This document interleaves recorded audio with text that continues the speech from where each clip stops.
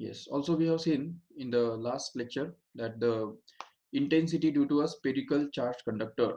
So हमने conductor consider किया spherical charge conductor इस टाइप का, और इसमें से जो इसके ऊपर हमने क्यों इतना चार्ज रखा हुआ है ऐसा एज्यूम किया, और इलेक्ट्रिक गॉस थ्योरम अप्लाई करने के लिए एक कॉन्सेंट्रिक स्फीयर हमने एज्यूम किया। ये वाला जो कॉन्सेंट्रिक स्फीयर दिख रहा है वो हमने एज्यूम किया और उसके ऊपर गॉस थ्योरम अप्लाई किया। तो उससे हमको मिला कि phi is equal to E into D S into cos theta. But जबकि हमको ये पता है ऑलरेडी कि theta is already zero at every point, and that's why cos 0 is going to be 1, and that's why e into ds is left inside, and e is constant so can be taken out, and only integration of ds will be left inside, and hence we can say that the integration of ds is actually equal to 4 pi r square, which is the surface area of a sphere, and hence we get this flux to be equal to E into 4 pi r square from one side, and from other side from the Gauss theorem we can expect this flux to be equal to 1 upon epsilon naught into summation of q, which is going to be simply 1 upon epsilon naught times q, and if we equate both of these values of flux from both of these equations, then we can find out the equation of intensity due to a spherical charged conductor, no doubt.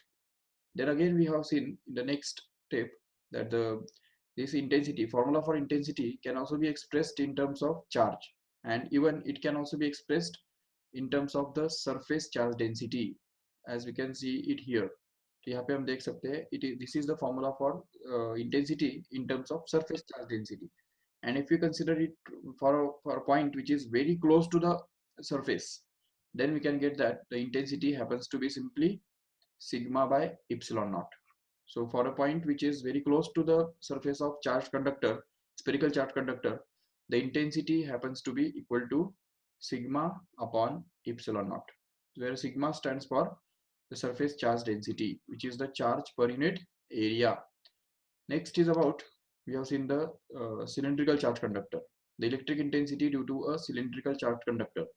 तो वो निकालने के लिए हमने ये जो cylinder है इसके ऊपर जो चार्ज है वो हमने कैपिटल क्यू एज्यूम किया था, सिलेंडर का लेंथ जो है वो कैपिटल एल एज्यूम किया था, और इसमें से इसके ऊपर गॉस थ्योरम अप्लाई करने के लिए हमने यहाँ पे एक सिलेंडर अनदर सिलेंडर हमने कंसिडर किया था, दूसरा एक छोटा बड़ा बड़ा सिलेंडर हमने कंसिडर किया था जो कि इस सिलेंडर के साथ कोएक्सियल हो, और इस सिलेंडर के का जो लेंथ है तो उससे थोड़ा उसका लेंथ कम होना चाहिए, तो small L is going to be the length of this Gaussian cylinder.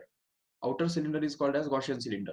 This is called as a Gaussian cylinder, and inner cylinder is called as a physical cylinder. Okay.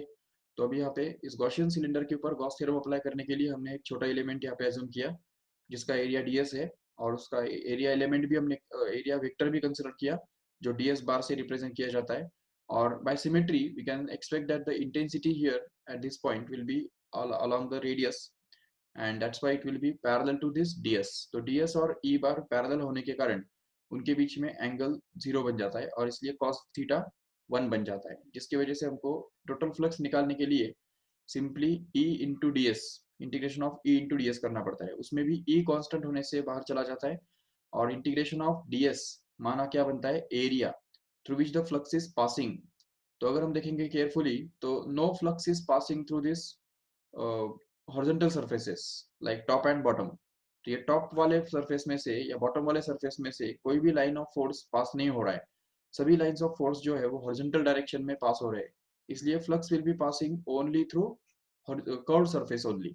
तो ये कर्व्ड सरफेस जो है, तो curved surface में से ही ये पूरा flux pass होने वाला है, और इसकी वजह से हम बोल सकते हैं यहाँ पे कि द फ्लक्स पासिंग, फ्लक्स निकालने के लिए हमको क्या करना पड़ेगा एक्चुअली, हम सिर्फ कर्व सरफेस ही कंसीडर करना पड़ेगा, तो इसलिए कर्व सरफेस एरिया हमने कंसीडर किया और वो हमको मिल गया in this way, this is the curve surface area of the cylinder which is 2 pi rl, and hence if we replace it here then we get flux from one side direct method, that is E into 2 pi rl. Okay, and according to the Gauss theorem we can expect this flux to be equal to 1 upon epsilon naught times of summation of charges, but how many charges are enclosed by this cylinder, we can consider it as small q here. ये small q जो है वो हमने enclosed charge assume किया है, जबकि capital Q जो है वो actually total charge है जो कि सिलेंडर के ऊपर रखा हुआ है, और इसलिए हमको यहाँ पे स्मॉल q मतलब charge enclosed in the cylinder consider करना है, लेकिन यहाँ पे हम अगर ये कंसेप्ट यूज करते हैं लैम्बडा का, lambda is called as a surface linear charge density which is simply the charge per unit area. So यहाँ पे charge per unit area can be found out in two ways, by dividing the whole charge on the cylinder by the length of cylinder, and at the same time dividing by the charge enclosed by that Gaussian cylinder by the length of that Gaussian cylinder. That's it. So from this only we can get this Q is equal to lambda into L as a final, and we can use it here in this formula for Gauss theorem. तो Gauss theorem के अंदर यहाँ पे जो Q है, ये जो Q है यहाँ पे हमने उसके बदले लैम्बडा L डाल दिया और फिर इन दोनों को इक्वेट किया। ये जो E इंटू टू पाई आर एल है उसको हमने इक्वेट किया इस इप्सिलॉन 1/एप्सिलॉन इंटू लैम्बडा L के साथ, जिससे ही L कैंसिल हो गया दोनों तरफ से और हमको मिल गया एक expression for electric intensity due to a charged cylinder, cylindrical charged conductor, okay, which is depends on lambda and inversely depends on R. Okay, and we can also expect you can also express this in terms of the total charge by expressing this lambda is equal to Q by L, and hence we can get this expression for the electric intensity in terms of Q by L, and also we can express it in terms of the sigma, that is surface charge density. For that we'll have to derive the relationship between sigma and lambda, which can be derived in this way. Sigma stands for the charge per unit area, so it becomes Q upon 2 pi r into L. But as we can know that this Q upon L itself becomes actually lambda, and if we replace it by that, then we get this lambda upon 2 pi r to be the relationship between sigma and lambda, from which we can get that lambda is equal to 2 pi r into sigma, and then we can just replace it here instead of lambda and get this 2 pi r sigma upon 2 pi epsilon naught into small r. So that 2 pi gets cancelled and we are left with sigma upon epsilon naught into r upon small r. This is going to be the formula for finding the intensity in terms of small r and sigma. Okay, sigma. And just outside वाले point पे क्या होता है, capital R small R same बन जाते हैं और उसको हम कैंसिल कर सकते हैं आराम से, और इसलिए ई जो है वो सिग्मा बाय इप्सिलॉन नॉट बन जाता है, बिल्कुल। Okay, now let us see the next topic in this chapter, that is about the electric intensity at a point just outside the surface of charged conductor of any shape. अब देखो ठीक से, what we have to do here, we have to find out the electric intensity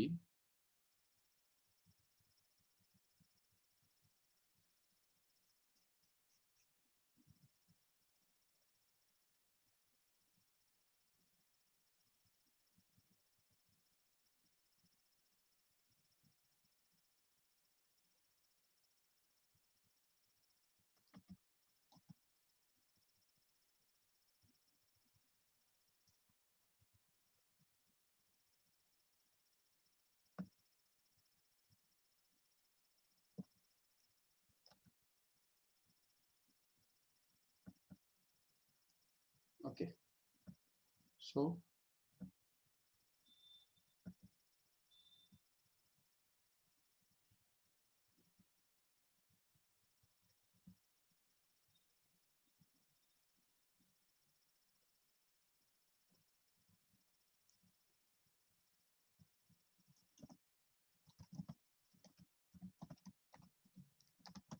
okay, so this is going to be the heading of the derivation which we have to do today.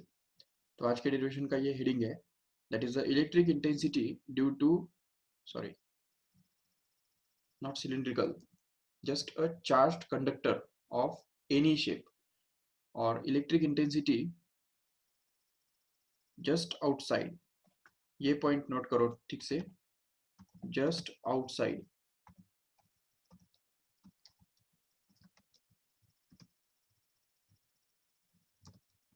देखो ठीक से, just outside, तो कोई भी shape होने दो, कोई फर्क नहीं पड़ता, electric intensity just outside the charged conductor of any shape, हाँ, तो so that consider conductor of any shape.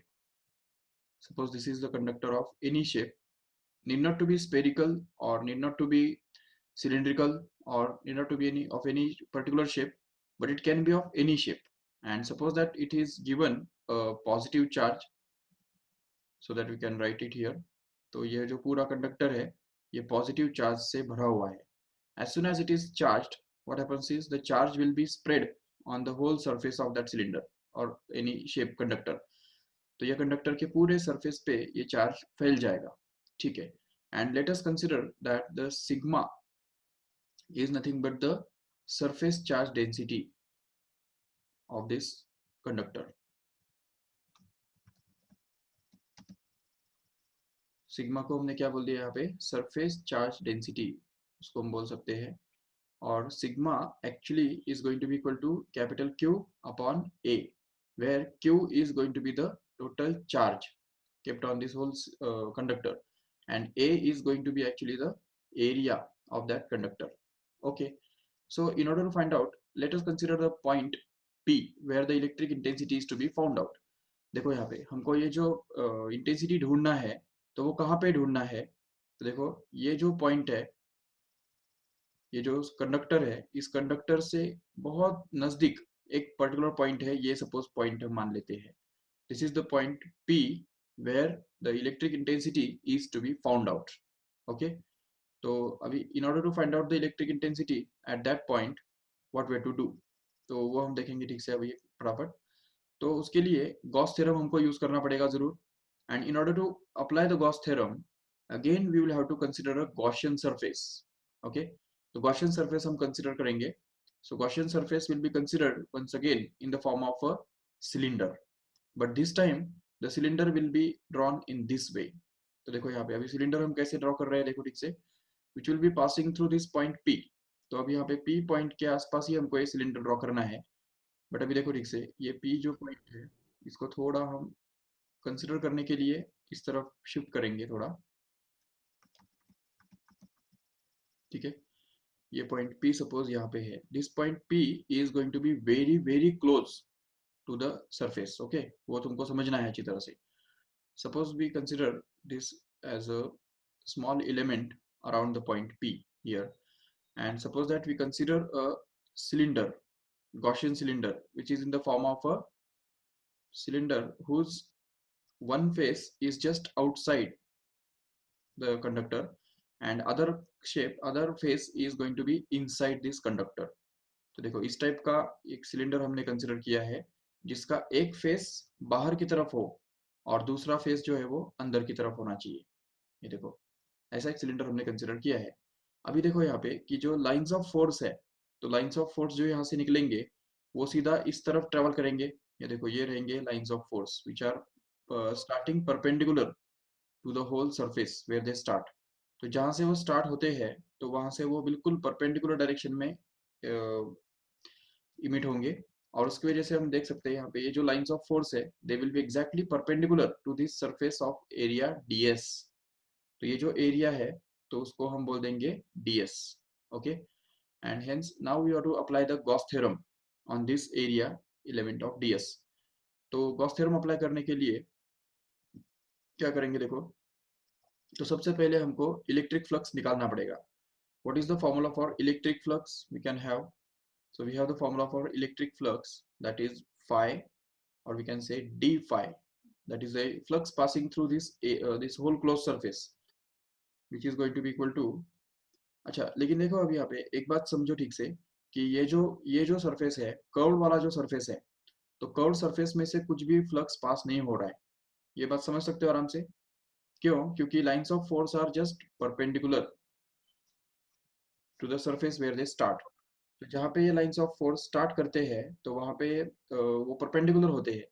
और उसकी वजह से यहाँ पे हम देख सकते हैं कि लाइंस ऑफ फोर्स परपेंडिकुलर होने की वजह से no lines of force will be cutting this surface here और दिस सरफेस हियर. तो अभी कर्व सरफेस में से जाने वाले कोई भी लाइंस ऑफ फोर्स नहीं होंगे. और ये बात भी हमको पता है कि there is no electric field in the interior. तो इलेक्ट्रिक फील्ड जो है वो अंदर में होता ही नहीं है. अंदर तरफ कोई भी इलेक्ट्रिक फील्ड नहीं होता है. किसी भी कंडक्टर के लिए इलेक्ट्रिक फील्ड सिर्फ बाहर होता है, बाहर. ठीक है ना, there is no electric field in the interior of a conductor, and that's why there are no lines of force which are passing through this internal area here. ये एरिया भी ds ही रहेगा, लेकिन इसमें से जाने वाले कोई लाइंस ऑफ फोर्स है क्या? बिल्कुल नहीं, no lines of force are there which are cutting this area here, and that's why the net flux passing through this whole closed surface, ये पूरे closed surface में से पास होने वाला flux माना इस एरिया में से पास होने वाला फ्लक्स के बराबर होगा। और इसीलिए हम ये बोल सकते हैं कि D phi will actually be simply equal to E into D S.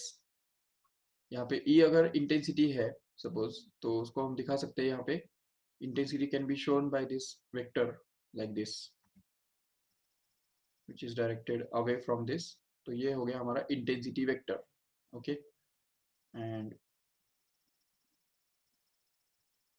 Okay, this is going to be the E bar, and at the same time we can also draw a vector normal।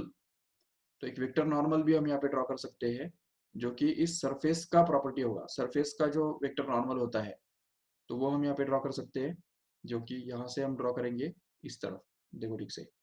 So this is going to be the vector normal which can be expressed as D S bar. तो ये हमारा D S बार हो गया, और ये E bar है। And E bar and D S bar both of them are once again parallel to each other, and here d phi is actually the dot product of e bar and ds bar, but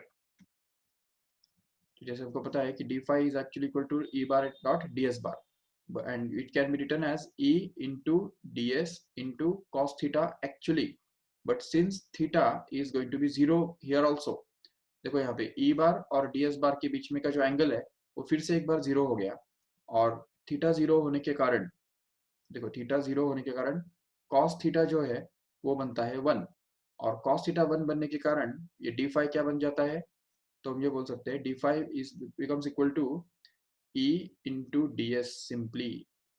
check, तो this is going to be the equation number 1 which you can use here. चलो ठीक है, तो ये equation number 1 हमारा बन गया।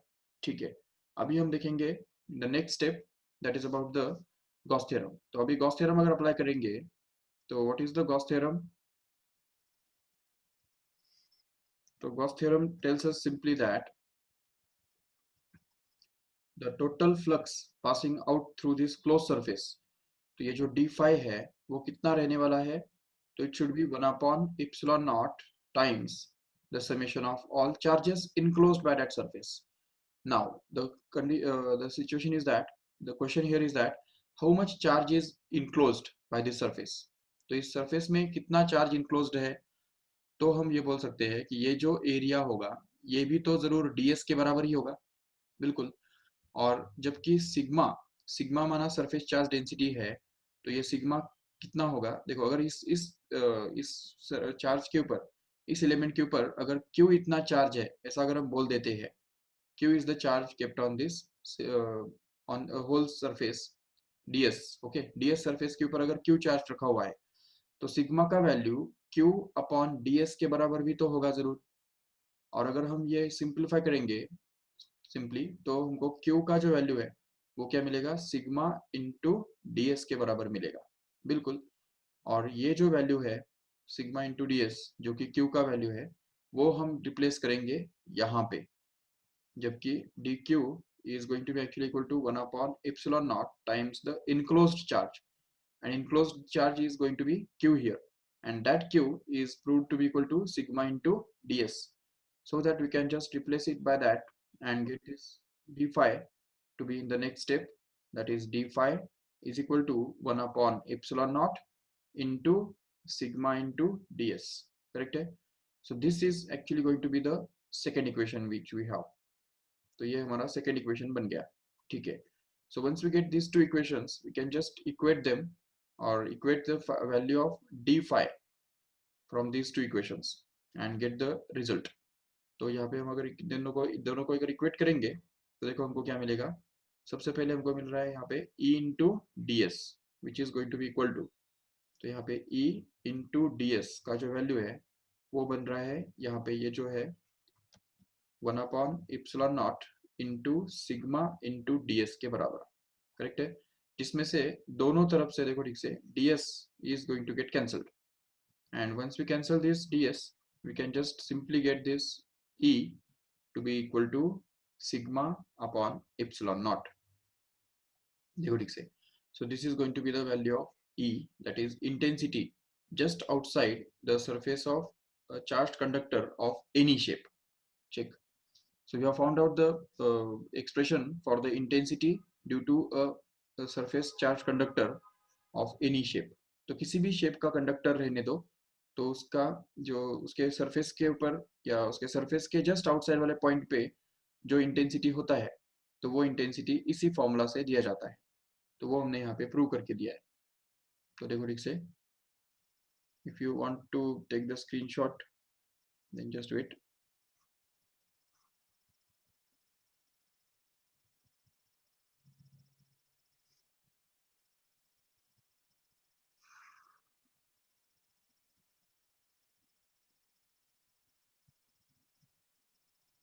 If you just take the screenshot now, the whole derivation is there in one screen only.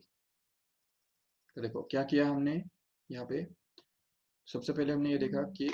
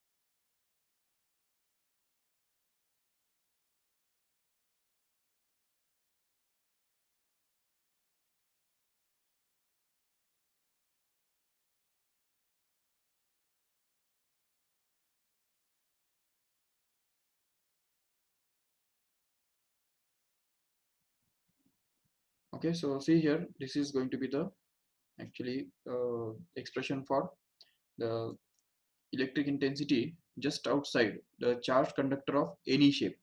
But remember, the condition here is that this formula can be used only when we have to find out the electric intensity just outside. तो just outside माना just outside, बहुत दूर तक नहीं. दूर वाले point अगर पे चले जाएंगे तो फिर वहां पे इंटेंसिटी जो है वो बदल सकता है. तो इंटेंसिटी इतना ही होगा ऐसा जरूरी नहीं है.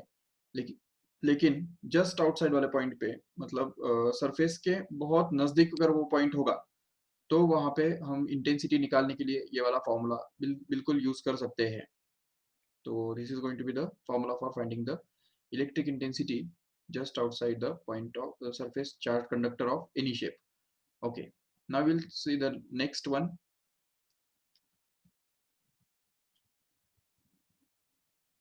Next application of this,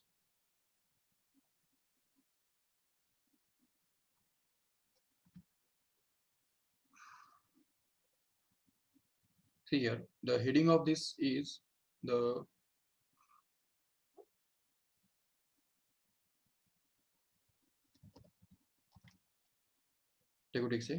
this is the heading of this derivation: electric intensity near or due to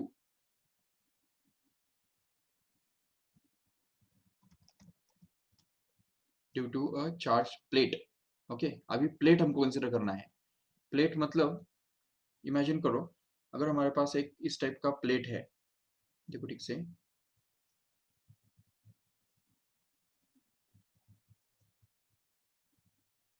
if we have plate like this,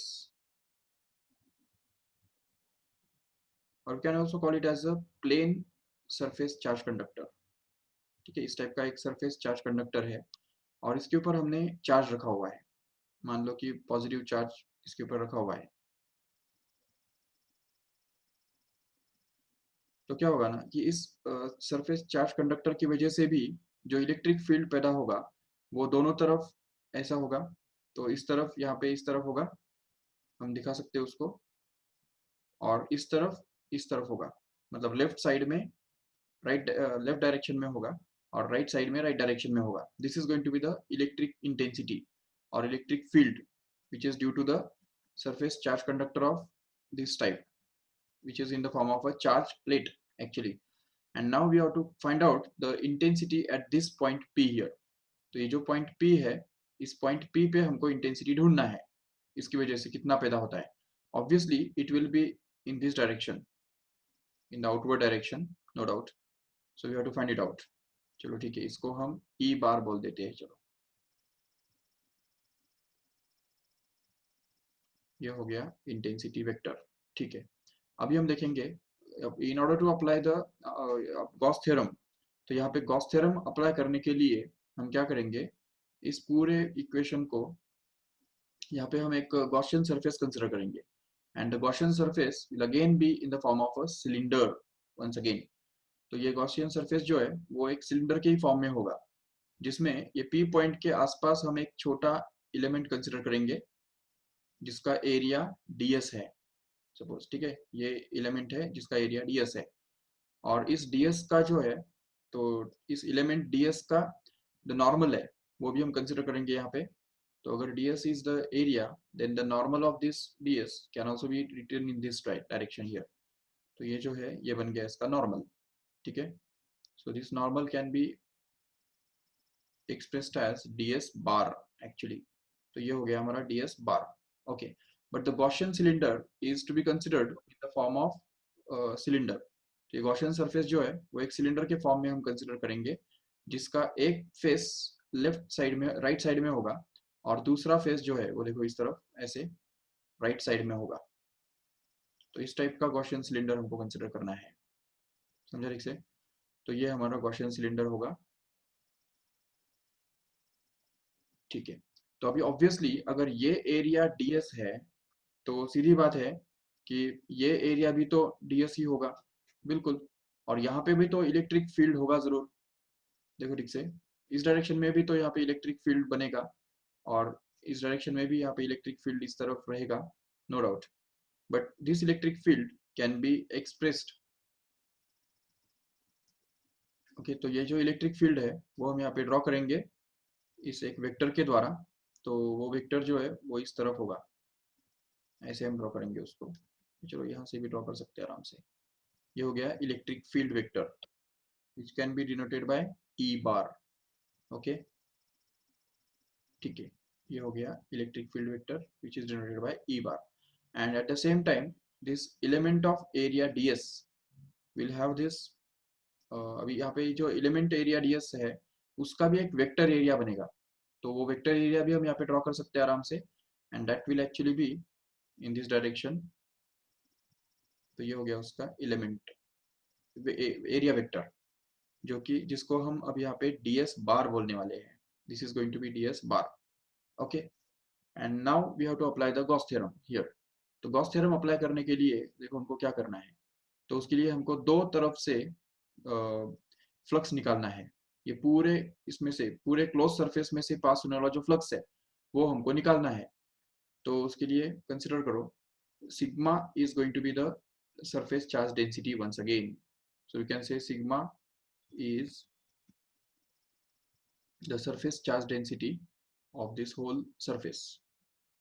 ठीक है, तो which can also be expressed as the charge upon area. तो sigma के लिए formula क्या हो गया, Q divided by A, where Q stands for the charge and A stands for the area. Okay, now we'll see the flux passing through this whole closed surface can be found out. तो d phi उसको हम बोल सकते हैं. तो this d phi will actually be equal to, तो वैसे तो यहाँ पे हमारे पास फॉर्मूला क्या होता है, integration of e into D S into cos theta होता है, नो डाउट. तो e ds cos थीटा ये फॉर्मूला है. लेकिन यहाँ पे अगर हम देखते हैं ठीक से तो इंटीग्रेशन की जरूरत नहीं पड़ेगी, क्योंकि यहाँ पे दो ही सरफेसेस है जिनमें से इलेक्ट्रिक फील्ड पास हो रहा है, राइट. ये जो कर्व्ड सरफेस है, इस कर्व्ड सरफेस में से तो कोई लाइंस ऑफ फोर्स पास नहीं होने वाले, क्योंकि lines of force are always perpendicular to the surface where they start, and that's why lines of force will be like this. They will be cutting this vertical surfaces only. ये जो ds और इधर का ds surface जो है उसको ही electric field cut करेगा. ये जो कर्व्ड सरफेस है, ये वाला कर्व्ड सरफेस जो है उसको कोई भी लाइन ऑफ फोर्स कट नहीं करेगा, ऐसा कोई लाइन ऑफ फोर्स रहेगा ही नहीं. तो इसलिए कर्व्ड सरफेस में से पास होने वाला फ्लक्स कंप्लीट जीरो है. तो इसलिए यहाँ पे हमको क्या करना पड़ेगा, देखो ठीक से. तो यहाँ पे इंटीग्रेशन लेने के बदले हमको क्या करना है, सो सिंपली इसमें से पास होने वाला फ्लक्स प्लस इसमें से पास होने वाला फ्लक्स, ये दोनों का फ्लक्स हमको ऐड करना है. तो अभी देखो इसमें कितना फ्लक्स पास हो रहा है, तो वो हम बोल सकते हैं E into D S, no doubt, plus अभी देखो इसमें से कितना फ्लक्स पास हो रहा है, तो हम वो बोल सकते हैं simply E into D S once again. So E into ds plus E into ds becomes actually equal to twice EDS. Correct है, तो ये बन गया 2 times of E into ds. तो ये बन गया हमारा फ्लक्स का formula. This is going to be question number 1. Okay, and now will see the next thing, that is we have to apply the Gauss theorem.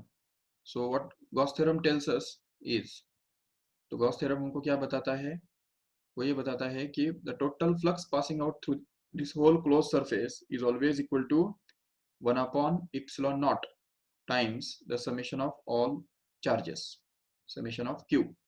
Okay, but अभी इसको इसको हम यहाँ पे कैसे अप्लाई करेंगे, तो उसके लिए यहाँ पे अगर हम एज्यूम कर देते हैं कि ये जो सरफेस है, ये भी तो एक सरफेस होगा, ये सरफेस भी तो ds बनेगा जरूर, और उस सरफेस के ऊपर अगर q इतना चार्ज आता है, तो अगर हम एज्यूम कर लेते हैं this surface carries a charge q, that charge q will actually be enclosed by this Gaussian cylinder, and that's why we can say that this phi is actually going to be equal to 1 upon epsilon naught into q.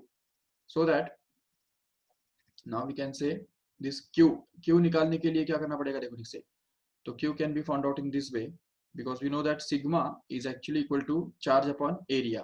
So since we know that this charge q is just kept on this area ds here, and that's why we can say that q upon ds is going to be sigma. So that we can find out q to be simply equal to sigma into ds. And now if we replace this value of q here in this formula, then we can get another equation for phi, that is equal to 1 upon epsilon naught into sigma into ds. Correct है, so that we can get this as phi is equal to sigma 1 upon epsilon naught into sigma into ds, which can be written as equation number 2 here, so that we can just equate both of these equations 1 and 2 so as to get the desired result. तो जो ये दोनों equations अगर हमने combine किए, तो देखो हमको क्या मिलेगा, तो हमको इस तरफ से मिलेगा 2EDS. चेक करो, तो ये देखो ये 2E इंटू डी एस, ये एक तरफ से हमको मिल रहा है, और दूसरी तरफ से हमको ये मिल रहा है, देखो it is going to be 1 upon epsilon naught into sigma into D S. So if we equate these two, then we can just cancel this ds from both sides and be left with E is equal to, तो देखो यहाँ पे E जो है intensity is going to be equal to sigma upon 2 times of epsilon naught. So check here. So sigma upon 2 times of epsilon naught. This is going to be actually the formula for the intensity due to a charged plate. Okay, तो ये जो charge plate होता है, तो उसके वजह से जो ये फॉर्मूला है, वो हमको सिग्मा बाय 2 इप्सिलॉन नॉट इस तरह से मिल रहा है. Okay, so we have found out the formula for finding the charge intensity due to a charged conductor in the form of a plate. Okay, so if you want to find out if you want to take the screenshot, you just take it fast.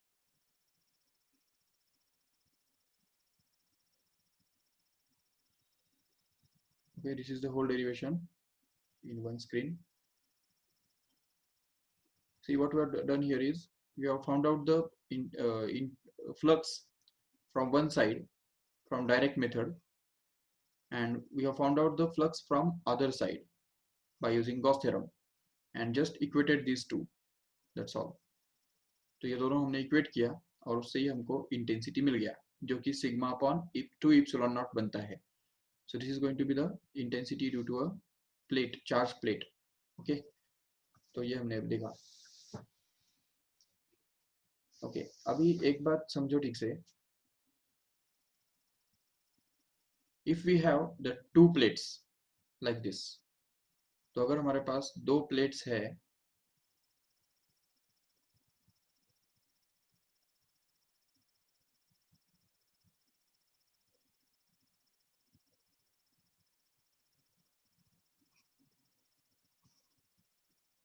देखो suppose ये एक plate है हमारे पास,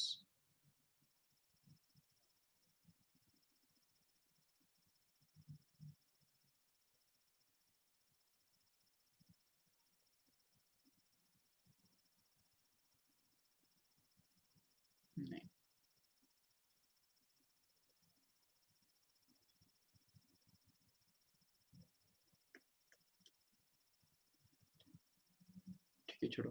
So basically, suppose we have a plate. This is the first plate.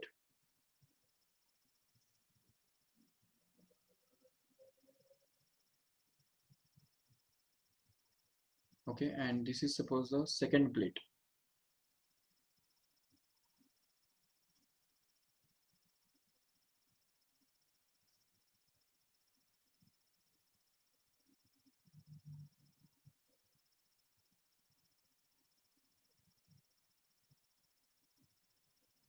Okay, these are the two plates, one of which is charged with a positive charge. Okay, पहले actually हमको बाद में इन दो plates के बारे में और कुछ डिस्कस करना है, तो इसलिए हम एक्चुअली इनको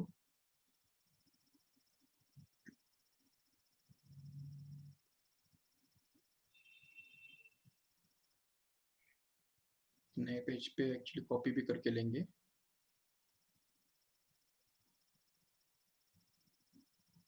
ठीक है, अब देखो ये फर्स्ट वाला जो प्लेट है उसके ऊपर हमने सपोज पॉजिटिव चार्ज रखा है. This plate is given a positive charge and the second plate is given a negative charge suppose. तो ये नेगेटिव चार्ज दिया हुआ है. ठीक है, एंड दोनों का जो सरफेस चार्ज डेंसिटी जो है वो इस प्लेट का सरफेस चार्ज डेंसिटी है sigma 1, and suppose this second plate has a surface charge density that is sigma 2. Okay, now if we consider any point which is there in between the two plates, तो यहाँ पे 3 point consider करो.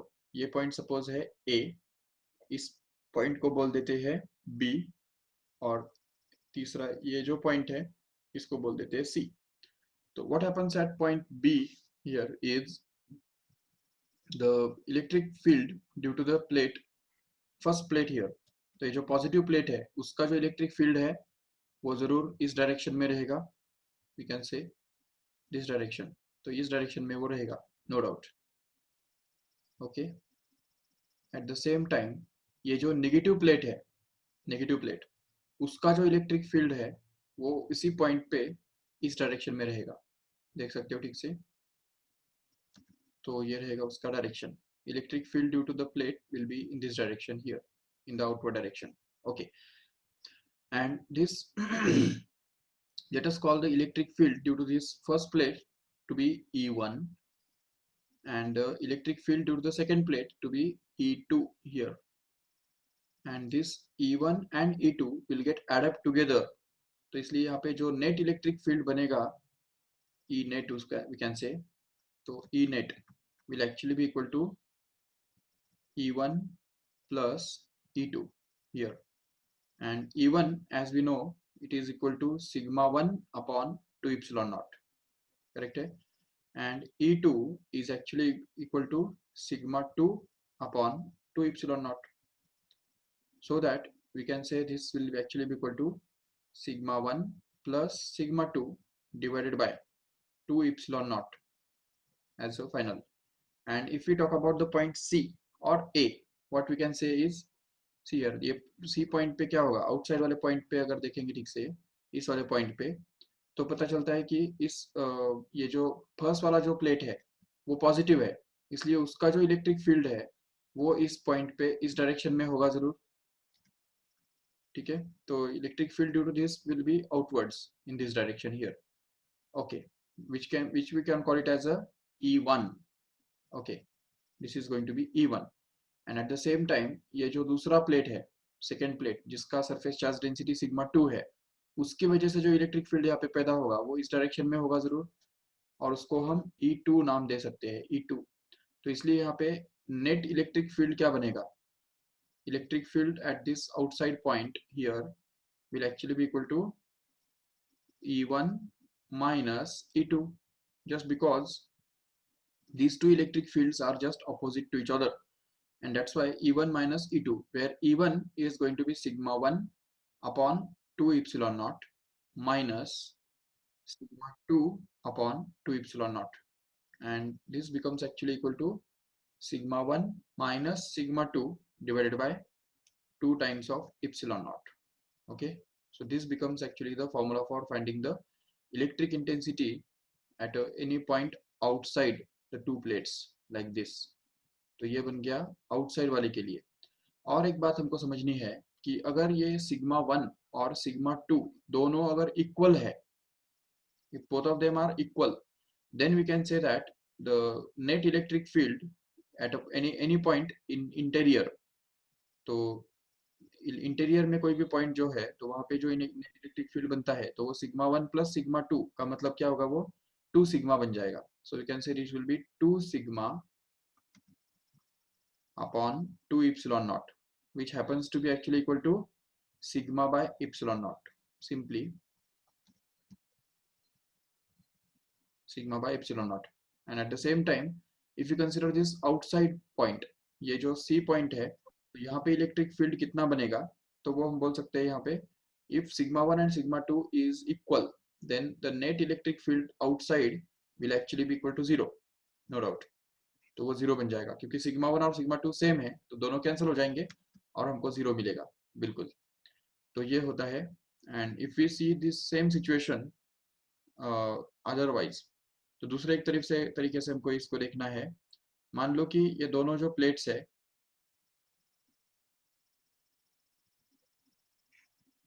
ये दोनों plates जो है यहाँ पे सपोज है, और मान लो कि ये फर्स्ट जो प्लेट है, दोनों प्लेट्स सेम चार्ज के द्वारा चार्ज है। इसके ऊपर हमने पॉजिटिव चार्ज रखा हुआ है और इसके ऊपर भी पॉजिटिव चार्ज ही रखा हुआ है बिल्कुल। तो ऐसे केस में क्या होगा, देखो ठीक से कि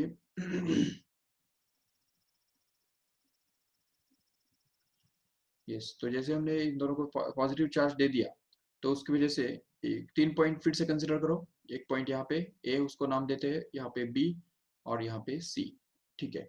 अब ये what will happen inside is, तो इसका जो इलेक्ट्रिक फील्ड है, फर्स्ट वाला जो प्लेट है उसका सिग्मा 1 है और दूसरे वाला प्लेट उसका सिग्मा 2 है सरफेस चार्ज डेंसिटी। तो फर्स्ट वाले प्लेट का जो इलेक्ट्रिक फील्ड है वो इस तरफ होगा जरूर, और दूसरे वाले प्लेट का इलेक्ट्रिक फील्ड इस डायरेक्शन में होगा बिल्कुल।